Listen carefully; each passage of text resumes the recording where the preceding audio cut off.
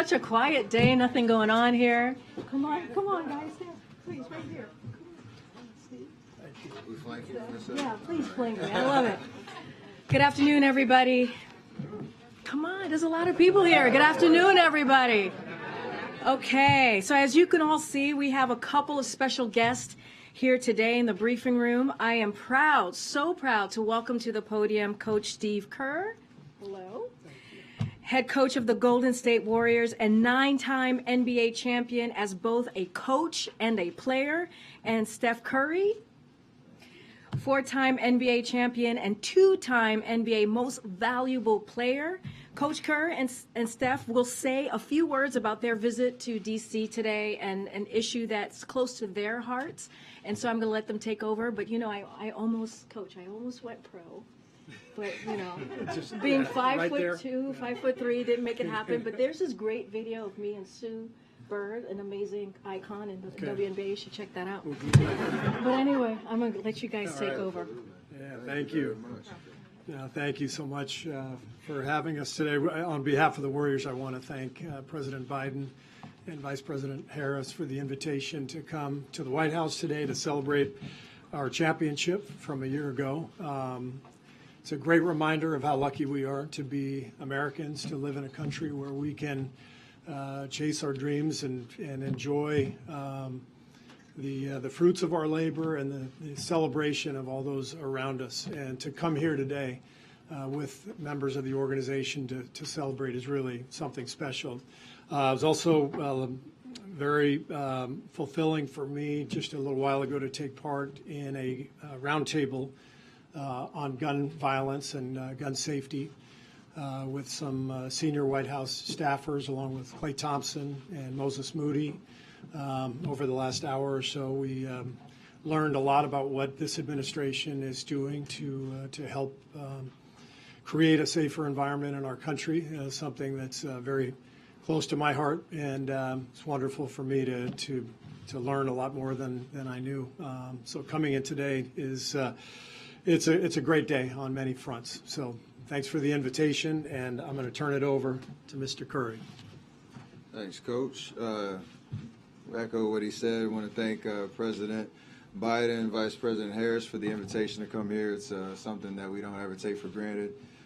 7 years ago, I believe, we were here last celebrating our first championship, and now back to celebrate our fourth. So to have this opportunity to reflect on the accomplishment last year, to bring everybody together to celebrate that, to also acknowledge the place sports has and bringing people together from all walks of life, all backgrounds, to provide inspiration, hope, love, togetherness, and that's what our journey was last year. So to have another opportunity to celebrate that means a lot, and a great opportunity for us from the basketball community to thank President Biden and his staff for all their hard work and diligence on getting Brittany Griner home. Was a big part of our basketball family, and it means a lot to know that she's here and home safe with her family, and all the work that went on behind the scenes to make that a reality. So just want to say thank you there, and very excited to be here and celebrate the day, celebrate with our families, and appreciate the invitation. This is truly, truly special, so thank you to everybody. Thank you, guys. Thank you so much. Thank you, guys. Thank you. Thanks. Thank you so much. No questions, Karine? It's up to them.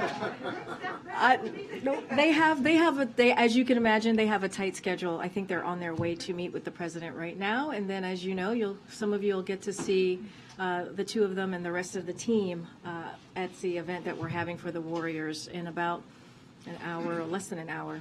Okay, folks. Thank you so much for joining us today, and it was great to hear from two people who have really been passionate voices on the issue that you heard them talk about, which was gun violence prevention. And we really, really are thankful to them for using their platform, their very, very big platform, to talk about an issue that is truly, as you all know and report, that is destroying many families across the country, many communities, and as you know, that the president has worked and been a leader on for many decades. And the bipartisan gun prevention bill that was signed this summer just showed the president's commitment to this issue. And as you all know, it continues. It doesn't stop with that legislation. On Friday, it was reported that Republicans have so-called plan to prioritize payments if Congress fails to address the debt ceiling. So I want to be very, very clear here, as I have been, as the president has been. This is not a plan. It is a recipe for economic catastrophe. As President Biden has made clear, Congress must deal with the debt limit and must do so without conditions. But congressional Republicans are threatening to hold the nation's full faith and credit, a mandate of the Constitution, hostage to their demands to cut Social Security, to cut Medicare, and to cut Medicaid. Brinksmanship that threatens the global economy. Their latest idea is that rather than paying its bills, the United States should make payment to wealthy bondholders, including foreign investors, and stop payments for border security, food safety, nursing homes, school lunches, the FAA, drug enforcement, and other programs Americans rely on every single day. This so-called prioritization scheme makes Republicans' priorities pretty clear, crystal clear, if I may add. They want to put wealthy bondholders over ordinary Americans who want safe food, safe skies, safe communities, and secure borders. And it does nothing, absolutely nothing to change the fact that failing to deal with the debt limit would cause economic catastrophe.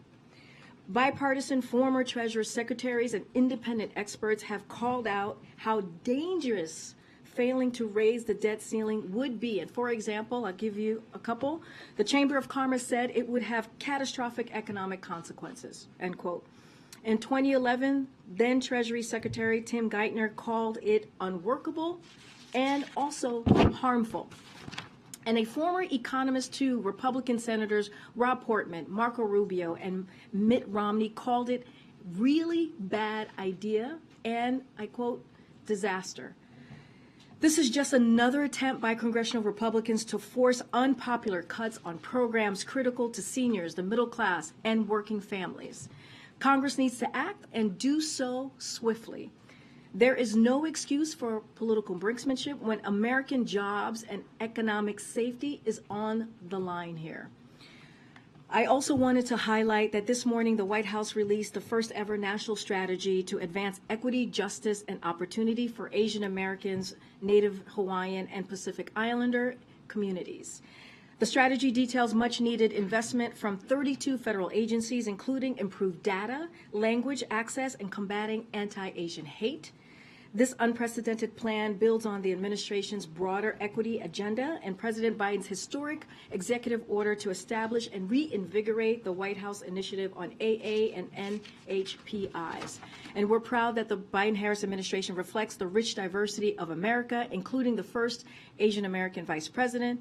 14% of our appointees and nominees identify as AA and NHPI, double the share of the population. You can read the full strategy and more about the initiative on the whitehouse.gov.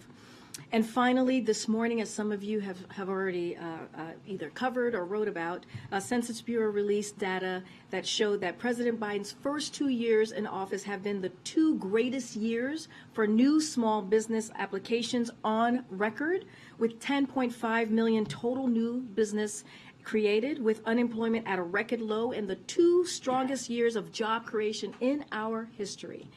There are reasons for economic optimism all over the country. Today's new data is the latest confirmation that President Biden's economic plan is indeed working and is building our economy from the bottom up and the middle out. Zeke, you want to take it? Thanks, Karine. Two questions for you. I think start off with over the weekend, the British government confirmed it was sending tanks to Ukraine for the first time. Will the U.S. follow suit and meet Ukraine's request there? And then separately, Prime Minister Rutte, in the meeting in the Oval Office a few minutes ago, very end, he alluded to potentially joining the U.S. and Germany and sending a Patriot missile system to Ukraine. Can you confirm that that was the announcement that's coming out of the meeting? We haven't gotten to read that yet. Okay, so we're going to have a readout very, very shortly. So once we have that, I will share that with all. The team will share that with all of you. As far as Patriot missiles, I can say they discussed that, the war in Ukraine and the importance of all the ongoing security assistance, but I would refer to Dutch for any specifics about their own plans as it relates to that specifically. As it relates to the conversation on, I'm sorry, I forgot the first question. So, look, we are always very, very careful on what our, we don't like to tell our allies what they should or should not do. But as you know, we have been partners with them when it comes to Ukraine, partners with our allies, and partners with them on how we are continuing to provide assistance to Ukraine in this aggressive war that we have seen, this brutal war that we continue to see by Russia. But certainly that is not something that we will direct. We will continue to focus. We have been the country that has provided the most assistance, as you all know, when it comes to security assistance, when it comes to humanitarian aid, and we are in constant conversations with Ukraine on what their needs are, and so we're going to continue to do that alongside our partners and also our allies. This is now an area where the UK is going to be ahead of the U.S. sending Western tanks to Ukraine, because they're going ahead with sending more than a dozen of them in the coming weeks and months. The White House still hasn't approved that. So is that in the offing now for the U.S. to leapfrog ahead back into the lead in providing assistance to Ukraine? Again, look, we are in constant conversation with the Ukrainians on their assistance. We have given the most assistance than any other country. The president, when he walked into the administration, he made sure that he brought the NATO together. He brought our alliance and partners together to make sure that we had the backs of the Ukrainian people. And so that is something that we're going to continue to do. Certainly, I'm not going to get ahead of any announcements from here.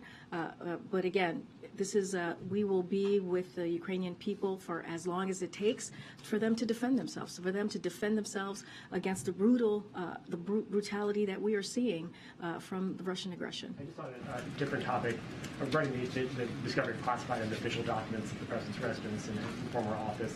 Last week, you told, I believe it was Phil, that we all could assume, the American people could assume that the searches were complete and all the documents had been recovered. On Saturday, the White House counsel's office said that 5 additional classified documents had been found. Is it safe to assume now that all the documents have been recovered, all the official records, all the classified documents are back in the custody of the National Archives, or are more searches underway to find out if there's anything else there? Look, I understand your question. We have addressed multiple questions from here. Multiple questions have been answered by the president. I know that you all just spent about, some of your colleagues, maybe you yourself, Zeke, was on the phone with my colleague for about 45 minutes that addressed a lot of your questions. I'm just going to continue to be prudent here. I'm going to let this ongoing review that is happening, this legal process that is happening, and let that process continue under the special counsel. I'm not going to comment from here. I'm not. One of the things that we have said for the last 2 years, when it comes to the Department of Justice, when it comes to legal matters, when it comes to legal issues, we have been very clear that we are not going to comment. We are not going to politically interfere, and that continues with this legal issue. And so I would refer you to the Department of Justice, refer you to the special counsel as it relates to specifics on this issue, and also my White House counsel colleagues are engaging with all of you, and will certainly continue to have conversations on this. I will say that we are consistent with what we have said on cooperating fully with the Department of Justice on this issue, and we will continue to cooperate fully with the special counsel. Thanks, Karine. On Friday, you stood here, though, and were asked about those documents issued by our count some 18 times. At that point, the president's lawyers had found these 5 additional pages of classified documents. So did you not know on Friday that those documents had been found when you were at the podium, or are you being directed by someone to not be forthcoming on this issue? I have been forthcoming from this podium. What I said yes to was what the statement at the time that we all had. right? You all had the statement, and I was repeating what the council was sharing at that time. And so we had that statement, so we knew what was in it, but you also Exactly. knew, did you not know that? I'm telling you, I just answered the question. I just said that I was repeating what the information that we had at that time, right, that you all had. I was confirming from what the special counsel had provided to all of you and that we knew as well from here. So just to be very, very clear. And look, I've also been very clear about being prudent from here. I was also being very clear about being consistent from here. And not going beyond what is currently happening, right? And again, this is an ongoing, I also said this was an ongoing review that was happening with the Department of Justice, and as we know with the special counsel, I've been very consistent about that as well. And that's one of the reasons, your question to me is one of the reasons why we are being very, very careful and very mindful, and to not interfere here, and to make sure that the Department of Justice has their independence. Your question actually proves that, and that's why we're going to continue to refer you to Department of Justice and refer you to the special counsel or my colleagues at White House Counsel. Does President Biden have confidence in the way his team is handling this with this trickle out of information and the documents being found day after day? I can tell you this, the president has confidence. I can tell you this, that the president and his team rightfully took action when they learned that the documents existed. They reached out to the archives. They reached out to the Department of Justice. That is the steps. We have been very clear about that, the steps and the process that we took here. And look, we're going to continue. We're going to continue to, as we have said, fully cooperate with the Department of Justice. We're going to fully cooperate with the President's team is going to fully cooperate with the special counsel. That does not stop, and that will just continue. Again, we are going to respect the independence of the Department of Justice. Can you describe his mood to us and the conversations you've had with him on this issue? His mood has been very clear. I saw him this morning. He's very focused. I traveled with him this weekend. He wants to make sure that he's continuing, and we are continuing to deliver for the American people. And we've been pretty consistent on that. If you think about last week, you heard from him about how his economic plan is working, how we have seen inflation go down for 6 months straight, how we have seen unemployment numbers at its lowest level in 50 years. That matters. That is also the things that this country, the people in this country, are also very, very concerned about and want to hear what this president is doing every day. That's his focus, and that's what he's going to continue to talk about. Go ahead, Steve. What's the White House reaction to the news in Dnipro where the Russians bombed an apartment building and killed dozens of civilians? So, look, this weekend's strikes are another example, as you've heard us say, of the brutal and barbaric war that Russia is waging against the Ukrainian people. And we have seen this over and over again for about 10 months now, almost 11 months now. The United States will continue to provide, as I said at the top, Ukraine with what it needs to defend itself. That is incredibly important. That is a promise that the president made to President Zelensky when he was here not too long ago. And that's including air defense system. Along with our allies and partners, as I just said, we will continue our work to hold Russians forces accountable for the atrocities that they've caused and also the war crimes. But one of the things that we continue to see Russia do is that they underestimate the strength and the courage and the resolve of the Ukrainian people, and they will be proven wrong again in their latest attempts. And the debt ceiling is supposed to reach its ceiling on Thursday. How do you see this debt ceiling fight playing out? What's your strategy for getting an agreement? So look, we have been very clear on this, and I said it at the top, I said it on Friday, and I'll say it today, so has the president. This should not be political brinksmanship. We should be dealing with the debt ceiling without conditions. It is important. We're not going to work our way around this. We're not going to negotiate on this. This is the basic duties of Congress, is to deal with this issue. And let's not forget, in the last administration, they, meaning Democrats and Republicans, were able to deal with the debt limit 3 times. So this is something that needs to be done, that should be done, and we call on Congress to act. Lastly, is the president going to sit down with Republicans to talk about this? Again, this is something that should be done without conditions. We have been very, very clear about that. We are not going to be negotiating over the debt ceiling. But I'll say this more broadly. At the start of the new Congress, and I actually spoke about this last week, we're reaching out to all members in both parties to build relationships and establish points of contact. That is something that the Office of Legislative Affairs has done for the past couple of weeks. But, you know, this has been done, when you talk about the debt ceiling, it has been done in a bipartisan way, and there should be bipartisan cooperation to address this. It should not be a political football. This should not be a political football, and we should do it without conditions. Go ahead, Phil, and I'll come to the back. The president and his team had a pretty clear strategy, list of goals heading into this year. Is there any concern that that may be kind of overtaken by what's been happening over the course of the last week with the investigation? I mean, I just talked about last week what we saw about with the economic plan. We saw the CPI data, and it's showing that inflation is indeed going down because of the president's economic policy. We have seen the president do bipartisan work, bring both sides together. When you think about going to the bridge in Kentucky, and you saw that for yourselves. How the president was able to bring both sides together to talk about an issue that was so important for that region in Kentucky, to talk about infrastructure, something that many presidents before this president had tried to do and were not able to do it. In the last administration, it was a punchline. It was a joke when we talked about Infrastructure Week. And now under this president, we've been able to do it in a bipartisan way. Look, we're going to continue to do the work. We're going to have mayors here in a couple of days. We'll share more information about that event, and the president will talk to them about the work that we are doing and the work that we're going to continue for the American people. We went to Mexico City just about a week ago. We were in Mexico City, feels like 2 weeks ago, but yes, we were in Mexico City about a week ago. And you saw the president on the world stage talking to our closest partners in North America about how we're going to deal with issues that matter to the American people. And you saw the friendly engagement. You saw how successful that summit was. And so that's not going to stop the president. He is very much focused on what are we going to do to lower cost. What are we going to do to continue to lower costs?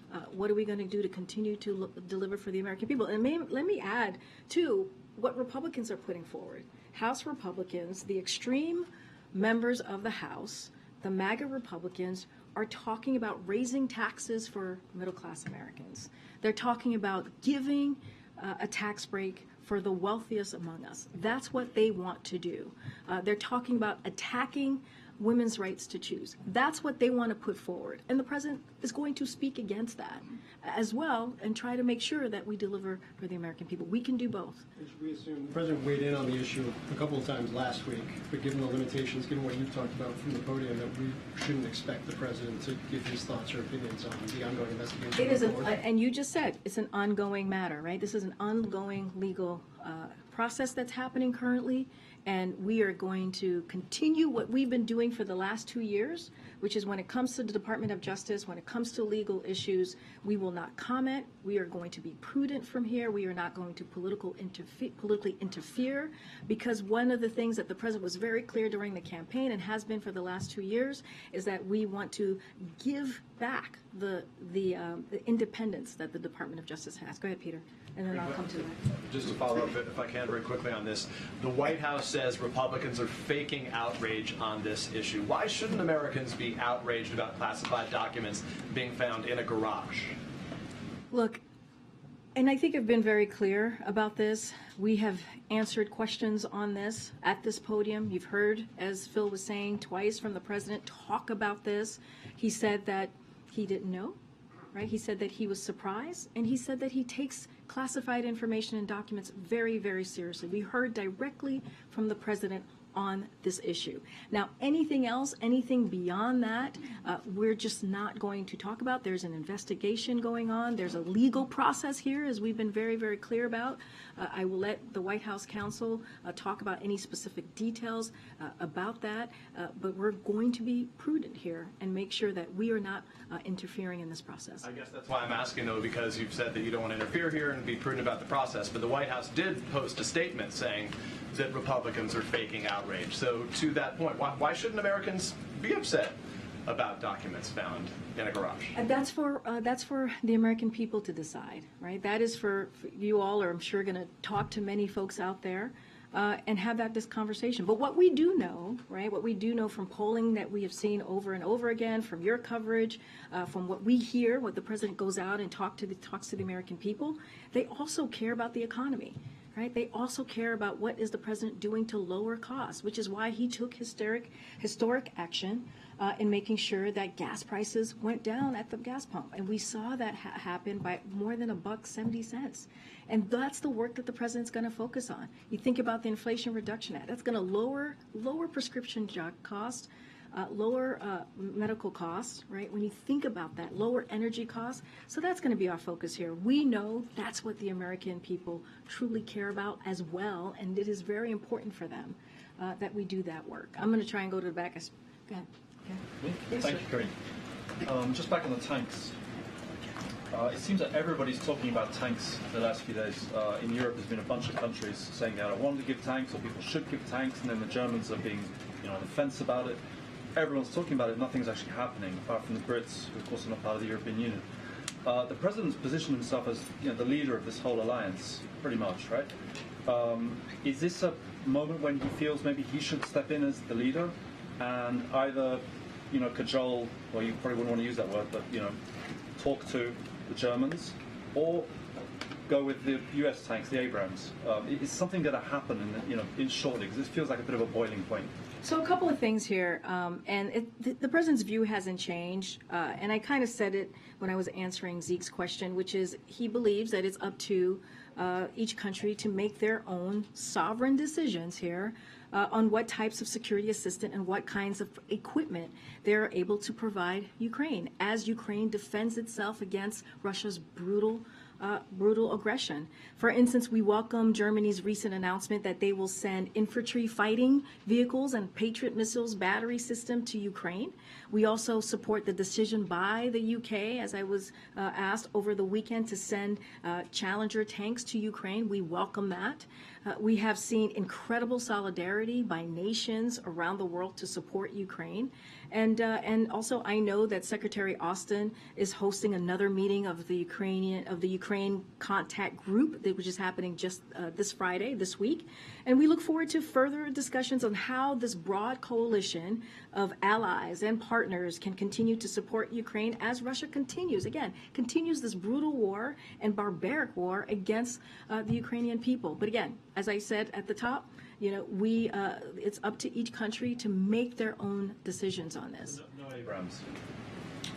Look, again, when it comes to these types of security assistance decision, it is up to each country to make that decision, and we leave it to them. Very quick one on documents, if you don't mind. Given these documents have shown up in very personal spaces, we all know that the president loves his Delaware home. It's an extremely personal space for him. Is he physically joining in the search of these things, rummaging around, these boxes in the garage and wherever else? I mean, literally. Are you listening to the question that you're asking me? Look, serious I mean, where are these documents? Seriously, okay. is Look, he taking part in searching for his own documents? Look, I'm going to be very consistent here. I am going to be very clear here, as I have been for the past couple of days, almost a week now, dealing with this. We are going to, any specific questions that you have about this issue, I would refer you to my colleagues at the White House counsel's office who spent almost an hour taking these questions from all of you, many of your colleagues. I'm going to let you ask that question to the White House counsel's office, and anything else specific to this, I refer you to Department of Justice, I refer you to special counsel. Okay. Thanks, Karine. On Monday, in regards to police shootings, the president said, I think I did the only thing I can do. Is it the opinion of the White House that there will be no more progress on the issue of police reform going forward, that there's just nothing more to do? Look, the president has been very clear in asking Congress to take action. He has taken executive action. I'm sure you've covered a lot of the actions that he's taken in the past 2 years, and he believes it's now in the hands of Congress to take action, and it is important to do just that. And I will leave it there. One more. Stephen Curry up on a first name basis now, apparently. I know, buddies. You guys are, but they don't even let me call them Stephen Curry. He mentioned the freeing of Brittany Griner, but does the White House have any comment on the detention of Siamak Namazi, who's in Iran and on hunger strike, and sent a letter to the president? So we received the letter, and our thoughts are with Namazi and his family. We remain committed to securing his freedom, and the U.S. government is continuing to work to bring him home, along with U.S. citizens who are wrongfully detained in Iran, including Imad Shagri and Morad Tabaz. Iran's use of wrongful detention as political leverage is outrageous. The U.S. Will always stand for our citizens overseas. We've been very clear about that and committed. And you've seen the president take action, and you've heard the president say that directly. One of our highest priorities is bringing all of our wrongfully detained citizens home safely as soon as possible and resolving the cases of missing and abducted U.S. citizens. So this will continue to be a priority for the American people, for the president. Does the White House have any reaction to the arrest in New Mexico of a former Republican candidate for the state house there who was allegedly organizing men to shoot at the homes of 4 Democratic elected officials? Don't have a comment on that at this time. I've heard the stories. I just need to check with the team to get the full rundown, but I don't have a comment at this time on that. Okay, Thanks, Karine. I want to follow up on Cecilia's question, and sorry if I missed it, but on Friday, did you or did you not know about the additional 5 pages? I literally just answered that question. But I missed it, so is it yes or no? Well, I mean, you're not too far sitting next to her, so I was very clear. I provided the information that you all had at the time, and I confirmed. No, I did not know. I'm saying I had the information. I actually said this to Cecilia. I had the information that you all had at the time. Right? And so this is why I also said to Cecilia, this is why we are trying to be very prudent here, and we're trying to be very consistent and say this is an ongoing legal process, and this is why I say we're just not going to comment from here. That is a perfect example in Cecilia's question, and I was very clear about that. When did you learn about the documents found at the Penn Center in November and in Wilmington in December? When your team was doing a story on it. Because I was also asked a similar question about if our team has been engaged on this, and I've been very clear. This is something that the White House counsel is handling. This is something that is being handled by the president's lawyers, and been very clear. This is why we are being prudent here. This is why we are being consistent with what we have done the last 2 years when it comes to DOJ, Department of Justice investigation. We are just not going to interfere. Well, on that note, you've repeatedly emphasized the need, just as you did today, for independence, for integrity of the Department of Justice investigation. One reason why you continue to point us to the DOJ.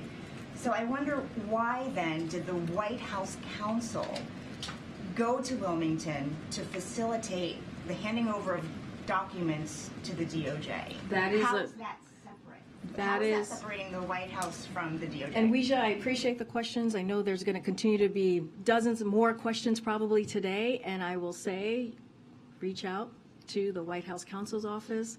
That's one of the reasons my colleague was on the phone with many of you taking questions today, and I'm just going to leave it there. That is something for them to answer.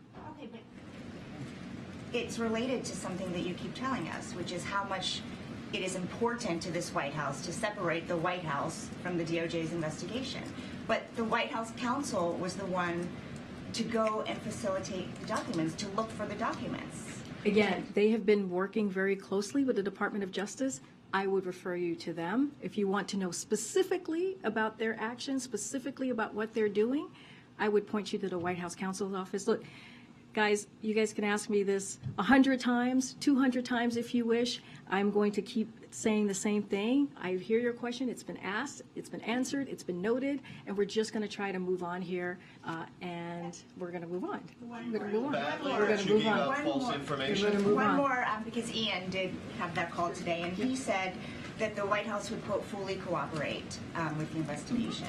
Does that mean that President Biden is willing to be interviewed if called? I'm just not gonna, you're asking a question that should go to the White House counsel's office. As you just said, Ian, you spoke to my colleague just moments ago. That is something that the White House counsel's office should be answering. Anything specific to the DOJ or special counsel, what they're doing, you need to reach out to them. Go ahead, Tam. Yeah. Are you upset that you came out to this podium on Friday with incomplete and inaccurate information? And are you concerned that it affects your credibility up here? Well, what I'm concerned about is making sure that we do not politically interfere in the Department of Justice, that we continue to be consistent over the last 2 years, and that is continue to refer you all when it comes to an ongoing process. And I'll just leave it there. And let's not forget, there was actually a statement from the counsel's office that you all had at the same time as well. I'm just not going to go down any rabbit hole here. I'm going to be very consistent. I'm going to be very prudent. And again, I've been asked that question. I've answered it. It's been noted, the question, and we're just going to move on. Go ahead, JJ. Thanks. So just to clarify on the debt ceiling again, so the White House has no intention of sitting down with Leader McCarthy on the debt ceiling in the coming month or at all? What we're saying here is that we've been very, very clear. It was clear at the top. It was clear when I was just asked this question.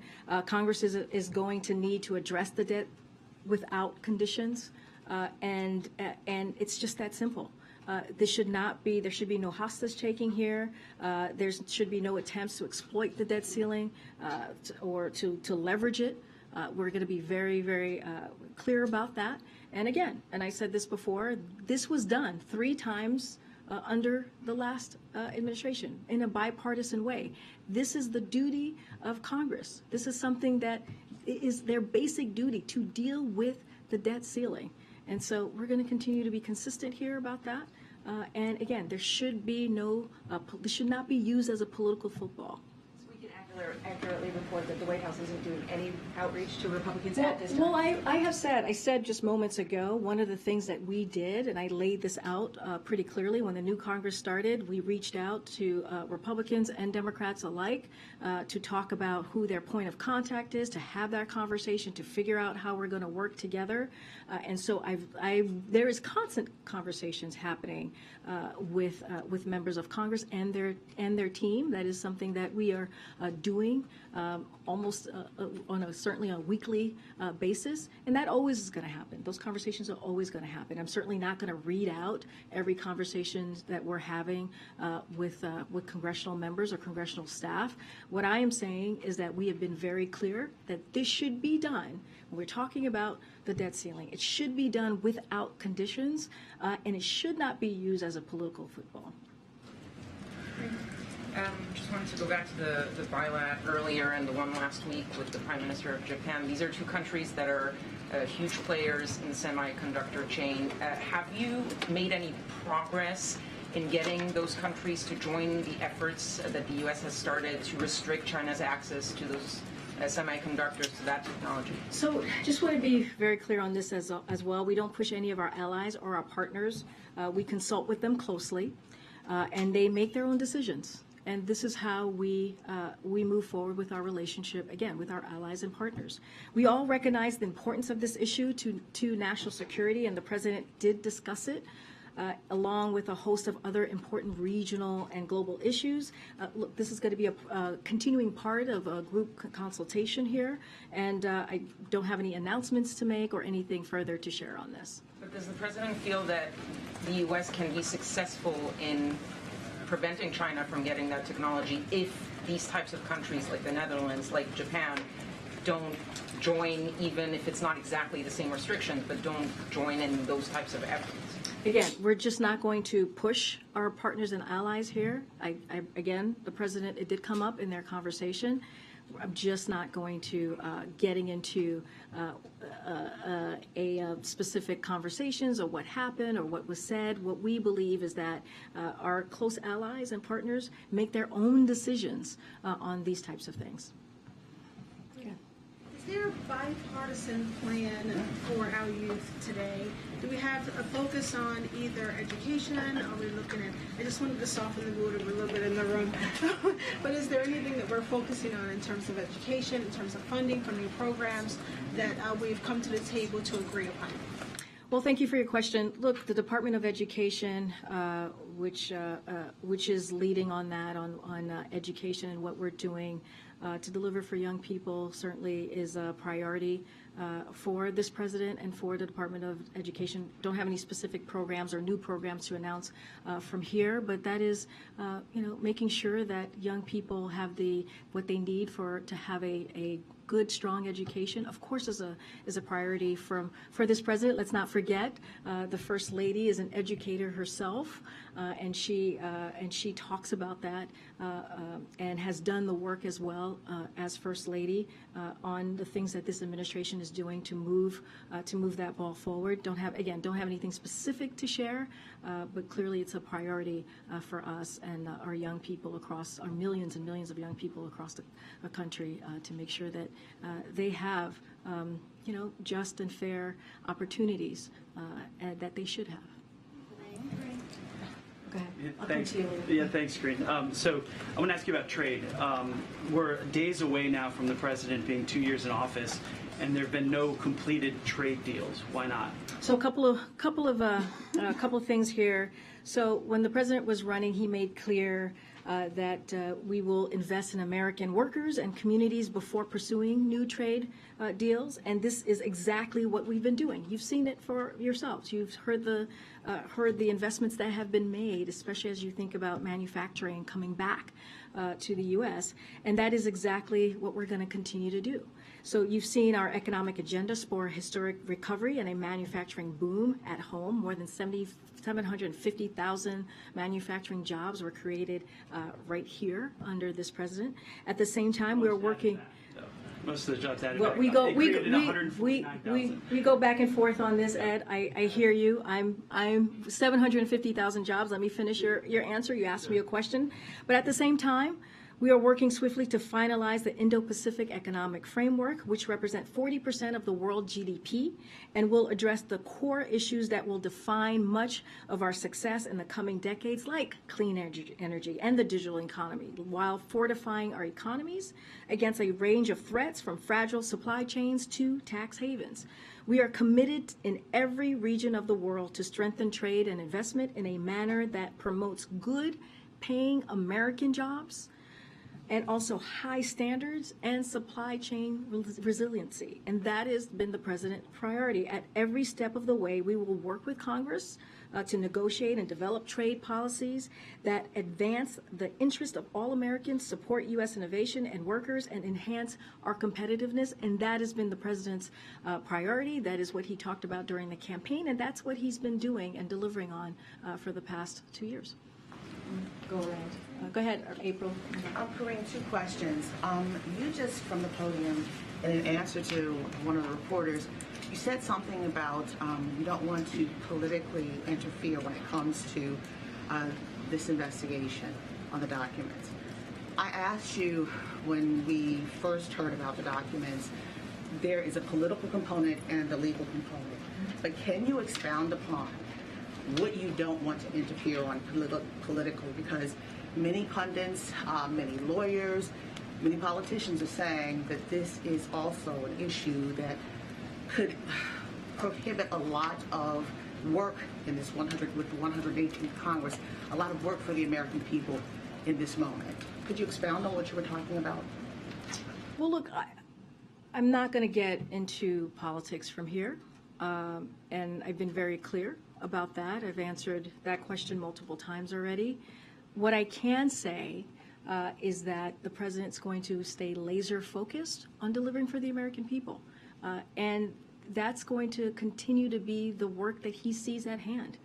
When it comes to the economy, when it comes to the bipartisan infrastructure legislation, when it comes to implementing the Inflation Reduction Act, which we announced a couple of items last week on how important it's going to be for Medicare to negotiate. That is something that is going to be critical for the American families, for American people across the country, being able to negotiate the price of drugs. and cap it at $2,000 a year. That's going to make a difference in people's lives, right? Continuing to do the work that he has been doing to lower costs. And we've seen that. We've seen that the president's economic plan is indeed working. And so, look, that is not going to stop us. That is something we're going to continue to talk about. And you're seeing how the work that he's put in the last 2 years, his administration, the work that he's done with Congress in a bipartisan way in historic fashions is actually working. And so that's going to be our focus. And in this moment, there are Democrats who are saying they're looking to tomorrow. It's a bright spot for Democrats with the inauguration of Wes Moore as Maryland's first black governor, as the third black elected governor in the nation. What does the president say, and what does this White House say about his elevation, the citizen who rose to the highest heights in the state of Maryland, especially as he campaigned for him? Well, the president is very much looking forward to working with Governor Wes Moore. And, you saw the governor, I don't even know, is he a governor-elect yet, or has been a governor-elect? So I want to give him the right title here. And you saw Wes Moore, Governor-elect Wes Moore, and the president many times over the last several months. They developed a friendship. The president's very much looking forward to working with him. And we think it's important. It's important to have that representation. It's important to have someone as, someone who is qualified and passionate about the work as Wes Moore, be in a position where he can make a change and make a difference for Marylanders. And so that is critically important. Look, there is bright spots. There are, just if you look across the country, what we saw in state elections and what we saw with governorships, what we saw in other really key important states, state offices, it was a bright spot. And let's not forget, one of the reasons that we saw that is because of the president's plan, the president's agenda, and what he was able to set forth for the midterms. Remember, everyone was talking about the red wave, and that didn't happen. And that didn't happen because of the president's leadership. Karine. Thank you, Karine. Just want to ask you about something you said last week. Last week you were pretty insistent that you believed that the president's attorneys did the right thing. Do you still believe that? Yes, they did the right thing when it comes to making sure that when the documents were found, they handed it over to the archivist, and it was handed over to Department of Justice. But again, Steve, I'm going to be very prudent here. I am going to be very consistent. It is an ongoing legal process. I'm not going to say more. But the reason I ask is that what we now know, the president's counsel statement, the president's personal lawyer statement, shed a bit more light on this, but they raise more questions. Namely, the first call that the president's personal attorneys made on November 2nd was not to the FBI that they had found what we now know were top secret documents out in the open. The first call was to officials here at this White House in the West Wing. How is that the right thing? Isn't that the right thing when you see if you're a lawyer and you don't have a security clearance and you see a classified document, shouldn't you call the Justice Department's National Security Office right away? Again, I'm going to refer you to the White House counsel's office. That is something for them to answer. That is a very specific question that they should answer, that they will engage on you on this, just like my colleague did for almost an hour and had this conversation with all of you. It was about a half hour, but let me widen now. Why is it the matter of this White House counsel to deal with documents from 2 administrations ago? We're not talking about presidential records from this White House. Why is this White House counsel involved in this matter at all? Again, this is something for the White House counsel to address. I am not going to address that from here. I will refer you to them, and I will refer you to the special counsel and anything that is specific to this particular issue. We're being pulled. Folks have together. Okay, folks have together. I'll see you guys tomorrow. You told me 6 times that turned out to be false. Are you sorry about that? I'll see you tomorrow. Come talk to me. I'll see you tomorrow.